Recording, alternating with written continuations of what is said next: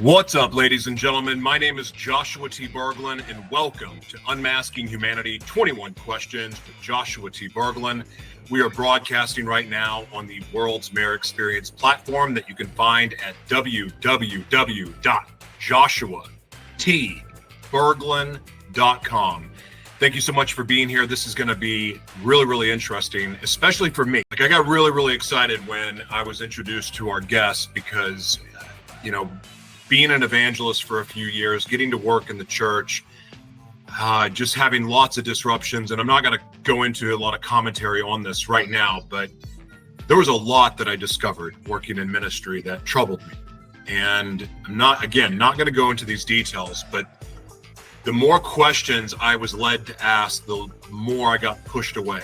And that was a real struggle for me.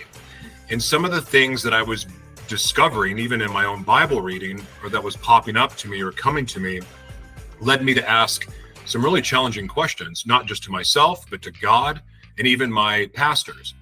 And anyway, long story short, being told to stay in my lane, being told that, hey, you should probably be focusing on this and not that, that would bother me. Again, not going to go into detail right now.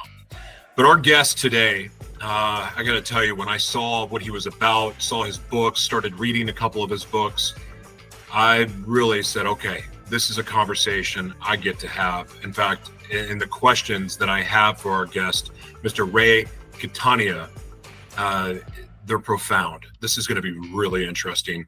And regardless of where you're at in your faith walk, your faith journey, whether you're an atheist, a Buddhist, a Muslim, Hindu, or spiritual but not religious, Baptist, Catholic, doesn't matter. You're going to find this broadcast extremely fascinating. Not only are the questions very diverse, they're mind-opening, they're heart-opening, and then at the same time, they may disrupt some sensibilities that you may have, because I know that even my own questions were disrupting mine. I don't have all the answers. I'm not going to sit here and pretend that I do. And part of the reason why I'm no longer an evangelist, at least in the church sense, is because I didn't have all the answers. And I was very uncomfortable trying to pretend that I did. And I'm not in the business of wronging or shaming people or trying to even say that someone's right, because the fact is, the only thing I've ever known to be proven true is what came from within. Excellent. Question number one. Okay. What sparked the flame for your journey into metaphysics, and how has that shaped your role as an author and coach? Okay, so I would say that there were several catalysts. This story is definitely a whole 40 plus years in the making, which is my entire life. But I had an NDE at the age of 20. And even though, I rejected that as being real at the time. When I'm 20 years old, let me give you a little idea. There's no cell phones yet. We don't have computers. There's no internet. I'm showing my age. So when that happened to me, I had nowhere to take that information, no one to ask, no one to go to. And I remember, telling this to my own mother, who was like, that didn't happen. And, that's blah, blah, blah, blah, blah. And I was like, oh, okay.